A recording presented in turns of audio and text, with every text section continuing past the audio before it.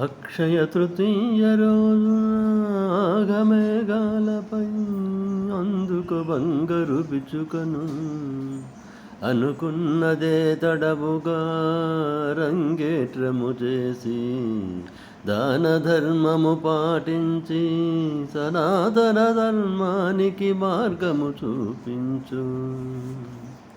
పూజలు చేసి ప్రార్థించవయ్యా, పుణ్యమంతా నీకేనయ్యా. పాలు పంచుకోవయ్యా, సిరులు తెచ్చుకోవయ్యా.